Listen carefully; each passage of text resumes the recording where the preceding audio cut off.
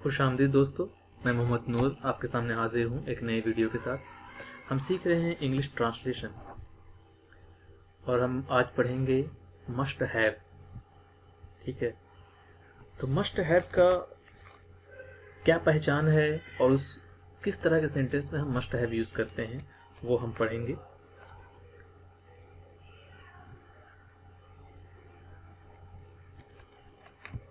Must have किसी ऐसा sentence जिसमें ये पॉसिबिलिटी है कि वो अवश्य यानी बिल्कुल ज़रूर उसके बारे में हम अवश्य चुका है, यानी कि किसी की पॉसिबिलिटी हम अगर बता रहे हैं कि ज़रूर हम जान चुके हैं, वह मेरा नाम ज़रूर जान चुका है। हम किसी के बारे में बात कर रहे हैं लेकिन उसके बारे में ये पॉसिबिलिटी बता रहे हैं कि वह बिल्कुल वो काम बिल्कुल हो चुका है, तो किसी भी मस्ट हम उसमें यूज़ करते हैं इसे। ठीक है, तो हम पढ़ते हैं पहले इसमें सेंटेंस के कि कौन कौन से सेंटेंस में हम किस तरीके से बनाते हैं, उसके rule. Subject plus must have plus verb three plus object, subject plus must plus not plus verb plus have plus verb three. Interrogative में मस्ट पहले आ जाएगा, सब्जेक्ट प्लस हैव नॉट, बाकी सब कुछ सेम रहेगा। जैसा जिस तरह से हम पिछले बार में बता चुके हैं ऑलरेडी, इन सब चीज़ों के बारे में बार बार बताना ज़रूरी नहीं है। ठीक है, अब हम सिर्फ फास्ट पढ़ते हैं। वो मेरा नाम अवश्य जान चुके हैं, यानी कि वे मेरा नाम जरूर जान चुके हैं, एकदम बिल्कुल जरूर, उसमें कोई भी शक की गुंजाइश नहीं है, उसमें मस्ट लगता है। ठीक है, अब चुका चुकी है तो हैव लगेगा, तो इसमें subject plus must have plus verb three, have है तो वर्ब थ्री लगेगा। They must have known my name. ठीक है, अगर इसी का हम नॉट का बनाएं, नेगेटिव बनाएं, नेगेटिव सेंटेंस, तो वो कैसे बनेगा? नेगेटिव में नॉट लग जाएगा, सब कुछ है, वे मेरा नाम अवश्य नहीं जान चुके हैं। They must not have known my name. ठीक है, अगर इसका इंट्रोगेटिव बनाते हैं तो उसमें शुरू में क्या आ जाएगा? Must you have given him money. क्या आप उसे रुपये अवश्य दे चुके हैं, यानी कि क्या आप उसे रुपये जरूर दे चुके हैं। जिसे हम किसी बारे में पूछते हैं, must you have given him money. इसके कुछ सेंटेंस हैं जो प्रैक्टिस के लिए है और कुछ पिछले एपिसोड के सेंटेंस हैं, आप उसको प्रैक्टिस करें।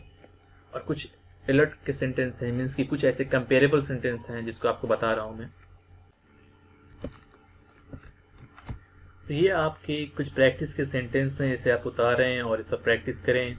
ठीक है, और ये कुछ कंपेयर सेंटेंस हैं जो कि पिछले एपिसोड से या इस एपिसोड में, जैसे तुम कॉफ़ी पी चुके हो तो क्या होगा? You must have drunk coffee. तुम कॉफ़ी पी चुके हो, यू हैव ड्रंक कॉफ़ी, दोनों सेम है। मस्ट इसलिए है कि अगर हम किसी के बारे में बिल्कुल जानते हैं, उसके बारे में 100%, हाँ ये कॉफ़ी पी चुका है, यानी ज़रूर कॉफ़ी पी चुका है। तुम कॉफ़ी पी सकते थे, यानी कि उसके अंदर एबिलिटी थी, पीने की ताकत थी, लेकिन उसने पिया नहीं, तो ये पास्ट का सेंटेंस है। तो कैन का जो पास्ट होता है कुड होता है, कैन का जो पास्ट होता है कुड होता है।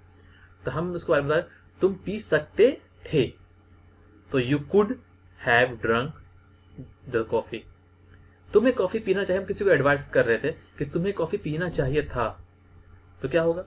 अगर पीना चाहिए तो यू शुड होगा, यू शुड ड्रिंक कॉफ़ी, लेकिन पीना चाहिए था तो you should have drunk coffee. ठीक है, तुम कॉफ़ी पी चुके होते, यानी कि अगर मैं वहां पर नहीं पहुंचता, नहीं मना करता तुमको, तो तुम कॉफ़ी पी चुके होते। इस सिचुएशन में कौन सा सेंटेंस होगा? तो क्या होगा? विल। विल में क्या होता है? तुम कॉफ़ी पियोगे, उसका प्रेजेंट, उसका पास्ट। उसका विल का जो पास्ट होता है वो वुड होता है। तुम कॉफ़ी पी चुके होते तो you would have drunk coffee. इस तरह सेंटेंस में तुम कॉफ़ी पी चुके होगे, यानी कि तुम पी सकते थे, पी चुके होगे, तो you may have drunk coffee, यानी कि शायद तुम कॉफ़ी पी चुके होगे। किसी बारे हम पॉसिबिलिटी जा रहे हैं, तुम कॉफ़ी पी चुके हो, you may have drunk coffee. इस तरह से सेंटेंस जो है वो कंपेरेबल सेंटेंस है। आप सेंटेंस को पहचानें और उसके बारे में ये बात समझें कि हमें कौन से सेंटेंस में किस तरीका से सेंटेंस यूज़ करना है। ठीक है, तो आज के लिए इतना काफ़ी है। अल्लाह हाफिज़।